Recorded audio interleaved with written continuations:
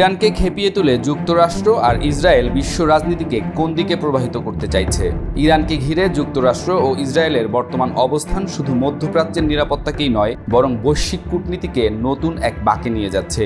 ইতিহাস বলছে বিশ্বের যে কোনো বড় অশান্তি বা সংঘাতে যুক্তরাষ্ট্রের প্রত্যক্ষ বা পরোক্ষ ভূমিকা থেকেই যায়।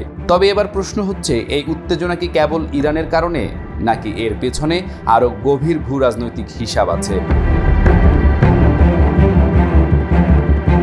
ফিলিস্তিন ইস্যুতে যেখানে সৌদি আরব সহ অনেক মুসলিম দেশ নীরব দর্শকের ভূমিকা নিচ্ছে, সেখানে ইরান ইস্যুতে সরব হচ্ছে একাধিক শক্তিধর দেশ। রাশিয়া একাধিকবার জানিয়ে দিয়েছে তারা ইরানের ওপর হামলার বিরোধিতা করবে। চীন সরাসরি অবস্থান না নিলেও কৌশলে যুক্তরাষ্ট্র বিরোধী অবস্থানে ইরানের পাশে দাঁড়াতে পারে। উত্তর কোরিয়ার মতো রাষ্ট্রগুলোও এই প্রতিরোধী ফ্রন্টে একাত্ম হতে পারে, যদিও তাদের সক্রিয়তা এখনো অনুমান নির্ভর। বান্ডেল থাকলে প্রতি সেনমানিতে টাকা বাঁচবে। বিকাশ সেনমানি বান্ডেল কিনে জিতুন প্রতি লেনদেনে।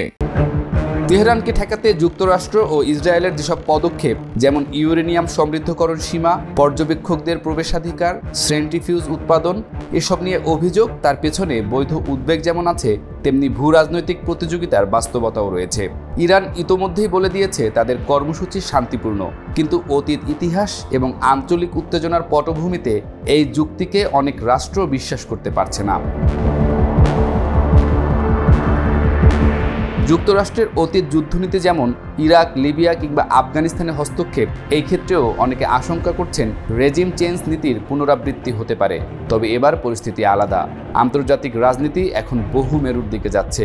যুক্তরাষ্ট্র ও ইসরায়েলকে চ্যালেঞ্জ করার মতো শক্তি যেমন রাশিয়া, চীন বা ব্রিক্স জোট উঠে আসছে, আবার পশ্চিমা দেশগুলোর মধ্যেও কিছুটা দ্বিধা ও প্রশ্ন তৈরি হচ্ছে। বিশ্লেষকরা বলছেন, ফিলিস্তিনে ইসরায়েলের কার্যকলাপে যুক্তরাষ্ট্রের প্রকাশ্য সমর্থন এবং ইরানের সঙ্গে চলমান উত্তেজনা দুটিই বিশ্বকে দ্বিধাভাগ করতে পারে। একদিকে যুক্তরাষ্ট্র ইসরায়েল নেটো ঘরানা, আর অন্যদিকে রাশিয়া, চীন, ইরান সহ নতুন মিত্রজোট।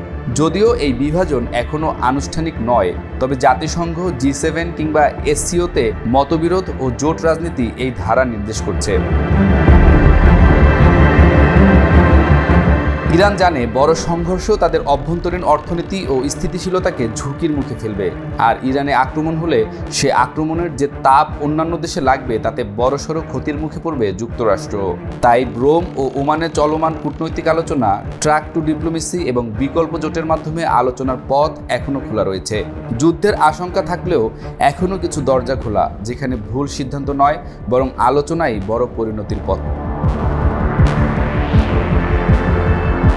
বিশ্ব এখন এমন এক সময় পার করছে যেখানে একটি ভুল সিদ্ধান্ত হতে পারে অর্থনৈতিক মন্দা শুরু, শরণার্থী ঢল কিংবা জ্বালানির মূল্য বৃদ্ধির মতো বৈশ্বিক বিপর্যয়ের কারণ। তাই যুদ্ধ নয়, এই মুহূর্তে প্রয়োজন দৃঢ় কূটনীতি, বহুপক্ষের সম্পৃক্ততা এবং সাহসী রাজনৈতিক সমঝোতা।